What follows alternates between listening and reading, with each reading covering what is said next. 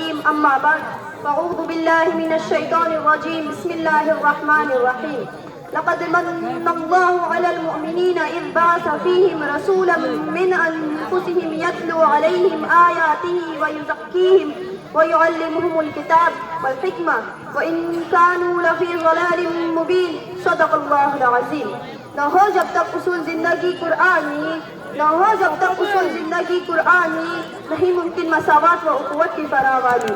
کیوں نہ ہو ممتاز اسلام دنیا بھر کے دینوں میں، کیوں نہ ہو ممتاز اسلام دنیا بھر کے دینوں میں، وہاں مذہب کتابوں میں یہاں قرآن سینوں میں، وہاں مذہب کتابوں میں یہاں قرآن سینوں میں. محترم اساتذہ اکرام اور میرے ہم سفر ساتھیوں، السلام علیکم ورحمۃ اللہ وبرکاتہ.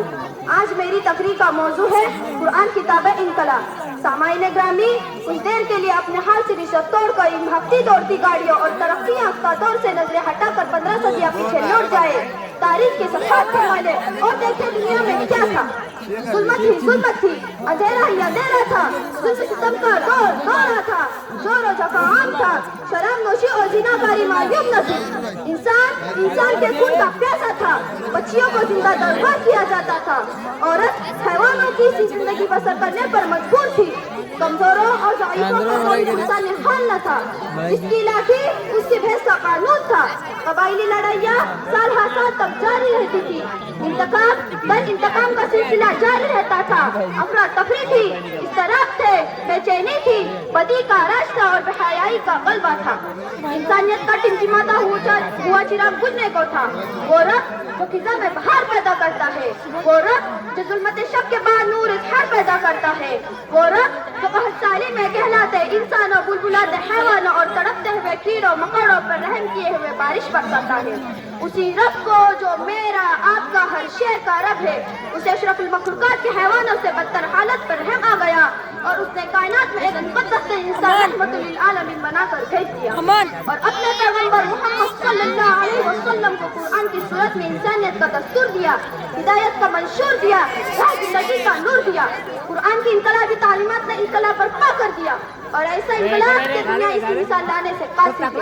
قرآن نے شہر بدل دیے، گاؤں بدل دیے، عقائد بدل دیے، سوچنے کے انداز بدل دیے، راستے بدل دیے، منزل بدل دی، معیشت بدل ڈالی، تجارت بدل ڈالی، معاشرت بدل ڈالی، ثقافت بدل ڈالی، سیاست بدل ڈالی، حکومت بدل ڈالی، زندگیاں بدل ڈالے، زندگیوں کے رخ بدل ڈالے، ظاہر بدل ڈالا، باطن بدل ڈالا، انسان بدل ڈالا. ڈاکو اور لٹیرے محافظ نگہبان بن گئے، ظالم اور ستمگر عادل اور ہمدرد انسان بن گئے، فاسق و فاجر زاہد و شب بیدار بن گئے. جو ذرہ تھا وہ مہر بن گیا، مدعو تھا داعی بن گیا، قطرہ تھا دریا بن گیا، پیاسا تھا ساقی بن گیا، لوہا تھا پارس بن گیا، جاہل تھا عالم بن گیا، بوڑھا تھا نیک بن گیا، ابو بکر تھا صدیق بن گیا، عمر تھا فاروق بن گیا، عثمان تھا ذوالنورین بن گیا، علی تھا حیدر کرار بن گیا، معاویہ تھا کاتب وحی بن گیا، ابو عبیدہ تھا امیر حکومت بن گیا. یہ سب کچھ کیسے ہوا، کیوں ہوا، یہ انقلاب کیسے آیا؟ میں عرض کروں، یہ انقلاب رسول اللہ صلی اللہ علیہ وسلم کی محنت سے بپا ہوا. یہ انقلاب قرآن کو پڑھنے، سمجھنا اور اس پر عمل کرنے سے بپا ہوا. قرآن کی انقلابی تعلیمات کی برکت سے آئی. یہ تغیر قرآن کو اپنا امام اور مقتدی بنانے سے بپا ہوا. سامعین گرامی، آج بھی ہمارے پاس قرآن موجود ہے اور اسی طرح موجود رہے گا. جس طرح نازل ہوا تھا اس کی کسی آیت میں تبدیلی نہیں ہوئی، اس کا کوئی حرف، کوئی زبر، کوئی زیر، کوئی شوشہ نہیں بدلا.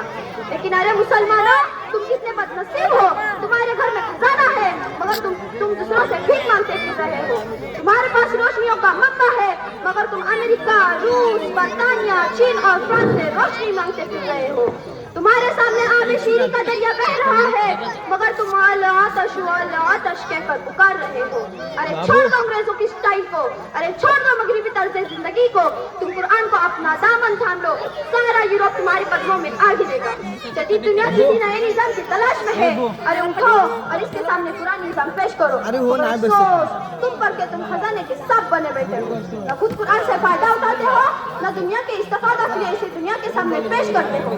شاعر کہتا ہے، اصلاح عالم کا بس اب سامان ہونا چاہیے، اصلاح الہ عالم کا بس اب سامان ہونا چاہیے، سب کا دستور العمل قرآن ہونا چاہیے۔ یہی ہے آرزو تعلیم قرآن عام ہو جائے، یہی ہے آرزو تعلیم قرآن عام ہو جائے، ہر ایک پرچم سے اونچا پرچم اسلام ہو جائے، ہر ایک پرچم سے اونچا پرچم اسلام ہو جائے۔ میری دعا ہے کہ اللہ تعالیٰ مجھے اور آپ کو اور ساری دنیا کو قرآن حکیم پڑھنے، پڑھانے، سمجھنے، سمجھانے اور اس پر عمل کرنے کی توفیق عطا فرمائے۔ آمین۔